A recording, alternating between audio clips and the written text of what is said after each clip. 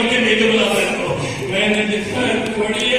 کربلا سے لے کر شام تک حسین کی یتیم صغیرہ پانی مانگتی ہوئی نظر آتی لیکن پانی کہنے والا اس کی تصدیق اس روایت میں کی ہے جب بازار کوفہ میں کہہ رہی تھی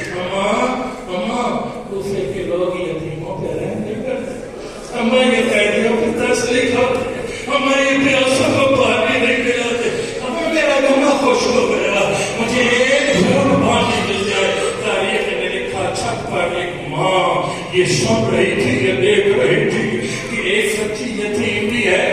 قیدین بھی ہے زخمی بھی ہے پیاسی بھی ہے اور پانی مانگ رہی ہے اس نے جام بھرا اب رونے کی تیاری کرنا بھائی ماتم بھی ہوگا جلوس بھی ہوگا جمخران میں جا کے عزاداری بھی ہوگی مسائل بھی ہوں گے پرسہ بھی ہوگا لیکن اس جملے پہ ہاتھ جگر پہ رکھنا کہا کیا کہا دوڑ کے پانی لے کے آئی اور جان دے کے سیدہ سکینہ کو کہتی ہے بچی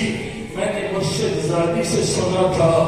یتیموں کی دعائیں بڑی قبول ہوتی بیٹی قیدین ہونا تیرے لیے بھی دعا کر دینا کہا پانی بعد میں پیوں گی میری بتا میری دعا کیا ہے کہا دعا کر خدا کسی کے بچوں کو تک جیسا کہ بارش کا نجر ہوگا اب کتنا منظر ہوگا شلا جب سکینہ نے ہاتھ بلند کیے میرے اللہ میری پھوپھی کی روٹی چادر کا واسطہ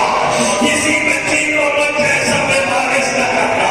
کہتی ہے بچی ایک دعا اور کر دے کہا ہم دعا کے لیے آئے ہیں کہا دعا کر اللہ مجھے مدینے لے جائے ہائے میرے اللہ مدینے لے جائے کہا مدینے جا کر کیا کرو گی کہا میں نے علی کی بیٹی سے قرآن